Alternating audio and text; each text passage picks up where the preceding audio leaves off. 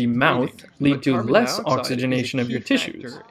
People mainly think of oxygen when discussing breathing, but carbon dioxide is a key factor in this equation. As Patrick McKeown, author of The Oxygen Advantage, explains, the amount of oxygen your muscles, organs, and tissues are able to use is not entirely dependent on the amount of oxygen in your blood.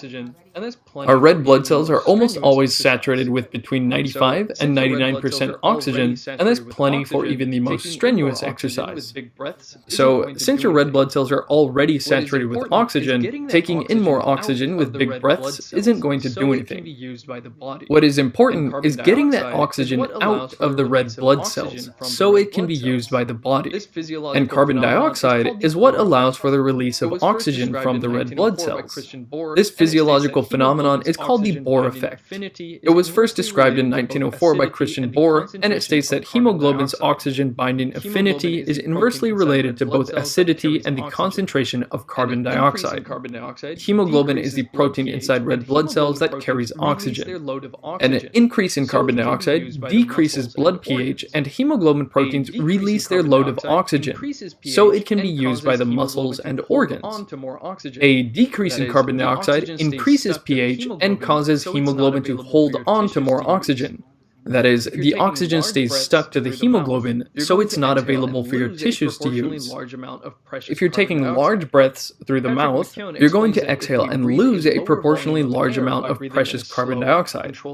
Patrick McKeown explains that if we breathe a lower volume of air by breathing in a slow, controlled fashion through the nose, we increase the amount of carbon dioxide inside us and can deliver more oxygen to our muscles and organs, including the heart and the brain. Scott Jurek is one of the most dominant ultramarathon runners in the world, winning many of the sport's prestigious race events multiple times. He won the 100-mile Western States Endurance Run 7 consecutive times. In his memoir, Eat and Run, he says, "One of the most important things you can do is to breathe abdominally, and a good way to learn that skill is to practice nasal breathing." The Tarahumara Native Indians of Mexico are able to run up to 62 miles a day, twice that of a typical elite athlete. Studies of the Tarahumara show that they breathe almost entirely through the nose.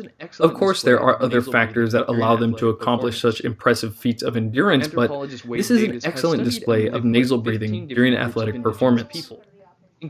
Anthropologist Wade Davis has studied and lived with 15 different groups of indigenous people, including the tribal hunters of the Amazon.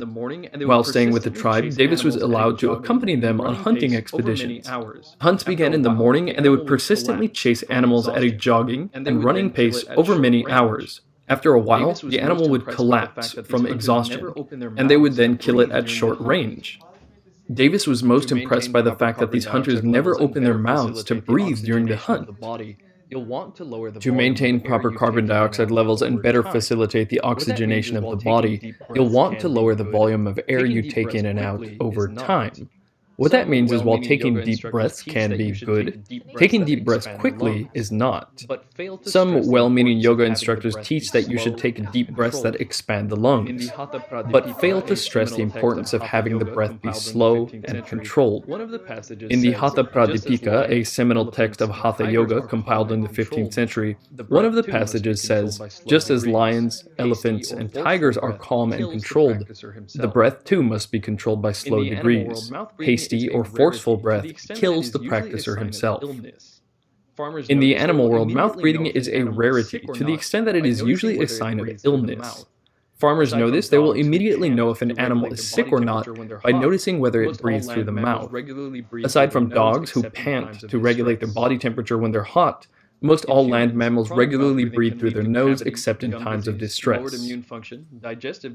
In humans, chronic mouth breathing can lead to cavities, gum disease, lowered immune function, digestive disturbances, poor sleep quality, and can result in crooked teeth and even poorly developed facial structure. During the 1960s, dentist Egil Harvold conducted a number of experiments where young monkeys' noses were blocked with silicone nose plugs. This caused these monkeys to breathe through the mouth, and they gradually acquired a facial appearance different from the control monkeys.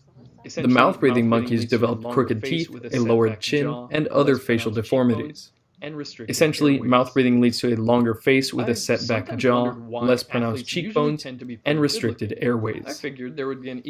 I've sometimes wondered why athletes usually tend to be pretty good-looking. I figured there would be an equal amount of facially challenged athletes as there are attractive ones. Patrick McKeown argued that breathing plays a role here too. Because the athletes had been breathing properly, it set them up for better physical conditioning as a child, meaning better Now, sports I've only covered performance, some of the and important proper aspects breathing of nasal supports the breathing. development Check of out the good book facial The structure. Oxygen Advantage for an Now, impressively I've only thorough covered exploration some of of the this important topic. aspects of nasal breathing. But I'll leave Check you out the with one book The important Oxygen tip to Advantage help for you get an the most out of impressively your thorough breathing. exploration of this Just topic. put some micropore But I'll leave tape you on with your one mouth important when you tip sleep. to help you get the most As out of your weird breathing. and slightly scary as that may Just sound, put some the quality micropore of tape sleep on you your get from mouth ensuring when you that you sleep. breathe through your nose As will weird and definitely be slightly worth scary getting as used to that the may tape. sound, the quality of This has sleep helped you me get from personally, ensuring and that you even breathe people through with your asthma nose will report that this definitely be drastically worth getting improves used to their the quality tape. of sleep.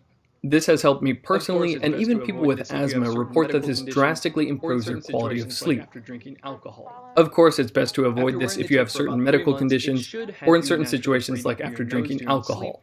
and improve your breathing After wearing the patterns tape for during the about day. 3 months, it should have you naturally breathing through This your video was nose brought to during you Okay, perfect. Okay, we'll send a reminder as we get closer. You're welcome. You too. Bye. Like she heard Naren talk.